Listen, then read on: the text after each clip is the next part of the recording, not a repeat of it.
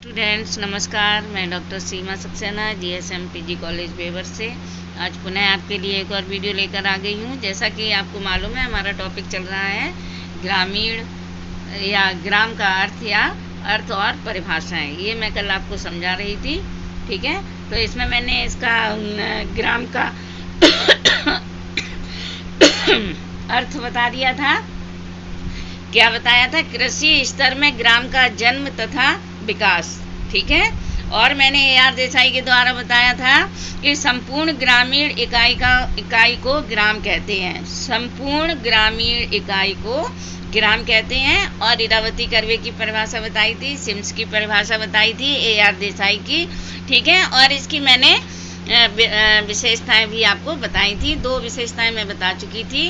पहली थी कृषि व्यवसाय की प्रमुखता और दूसरा था लघु आकार, ठीक है। अब तीसरा पॉइंट आता है कौन सा?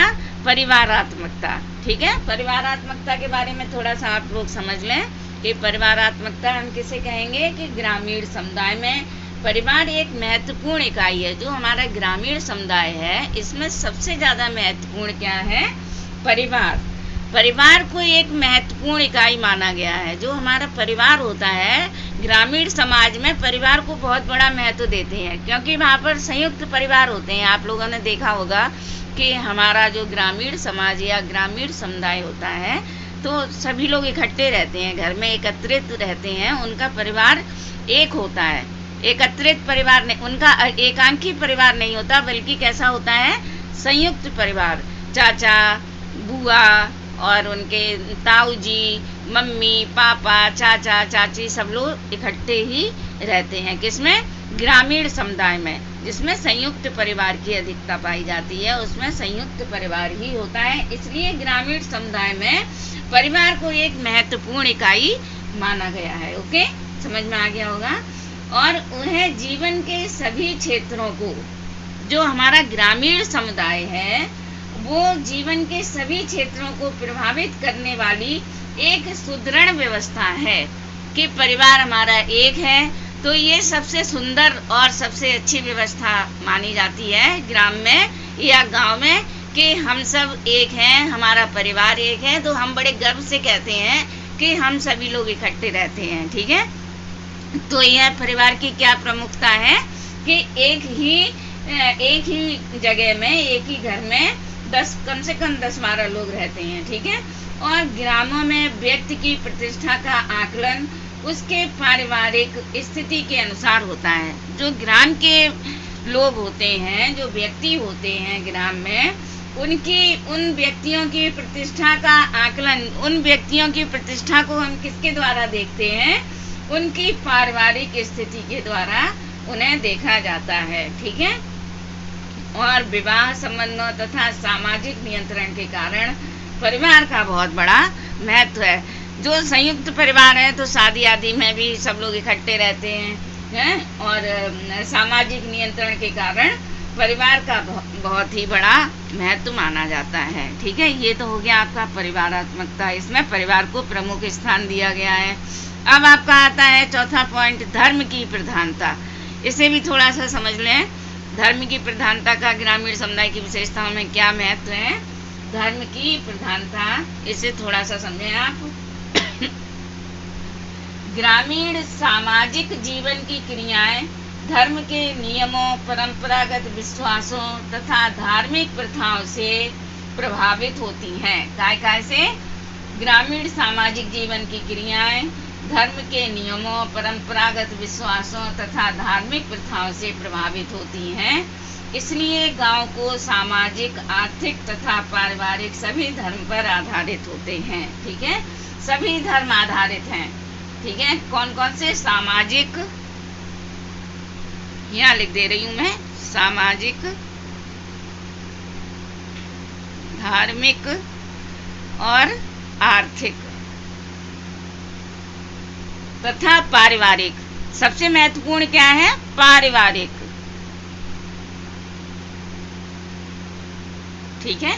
पारिवारिक तो क्या है? इसलिए गांव में सामाजिक, आर्थिक तथा पारिवारिक सभी धर्म पर आधारित हैं। और यही कारण है कि धर्म से संबंधित व्यक्ति को बहुत आदर और सम्मान दिया जाता है। जो हमारे ग्राम्य धर्म को मानता है उसे हम लोग बड़ी आदर की निगाह से या आदर की नजरों से उसे देखते हैं और हम उसका सम्मान करते हैं। इसमें धर्म की प्रधानता में धर्म को प्रधान माना गया है। ठीक है, एक और पॉइंट समझ लीजिए कि प्रकृति से निकट साहचर्य, जो प्रकृति है उसका प्रकृति से निकट साहचर्य, इसे थोड़ा सा समझें कि ग्रामीण जीवन में कृषि व्यवसाय की प्रमुखता तो है ही। ग्रामीण जीवन में क्या है, महत्वपूर्ण क्या है, कृषि। सबसे ज्यादा महत्वपूर्ण क्या है, ठीक है, कृषि। सबसे ज्यादा महत्वपूर्ण क्या है, कृषि। इसकी सबसे ज्यादा महत्वता है।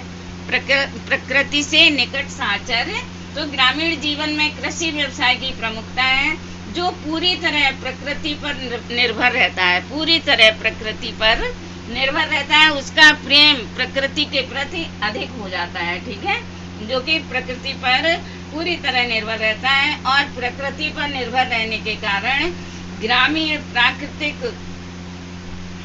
गतिविधियों को पूरी तरह से अध्ययन करते हैं।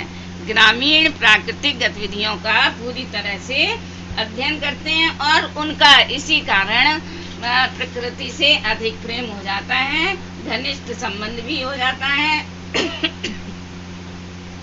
और प्रकृति के अनुकूल मानकर वे उसकी पूजा करने लगते हैं। बहुत से लोग तो वृक्षों की पूजा करते हैं। आपने देखा होगा हमारे प्रकृति मतलब गांव में लोग पेड़ों की पूजा करने लगते हैं कि ये हमारा बहुत पुराना पेड़ है और इस पे जाने हमारे पूर्वज निवास करते हैं। ठीक है, तो वो प्रकृति से प्रेम करने लगते हैं, वृक्षों की पूजा भी करने लगते हैं। ठीक है, तो ये था हमारा प्रकृति से निकट साहचर्य। ठीक है, और अब अगला आता है पॉइंट, संयुक्त परिवार प्रणाली। ठीक है, ये है संयुक्त परिवार प्रणाली।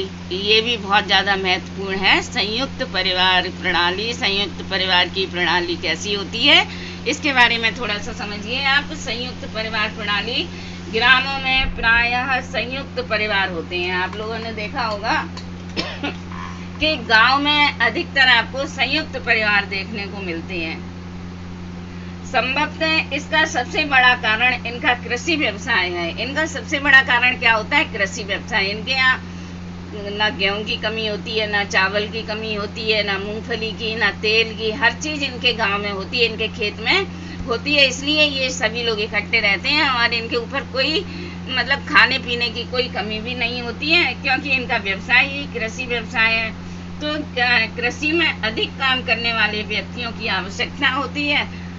जितने ही ज्यादा लोग होते हैं उतना ही कृषि में कार्य होता है और सभी लोग मिलजुल के काम करते हैं और सभी लोग इकट्ठे रहते हैं, एक साथ भोजन करते हैं। इसलिए परिवार के सभी सदस्य सामूहिक श्रम करते हैं।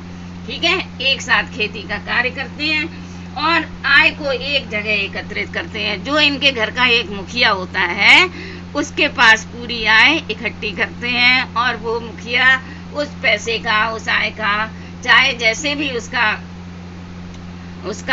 उपयोग करे, वो और सदस्य उससे कुछ कह भी नहीं सकते हैं। जो घर का बड़ा होता है, मुखिया होता है, उसके द्वारा संयुक्त परिवार की प्रणाली चलती रहती है।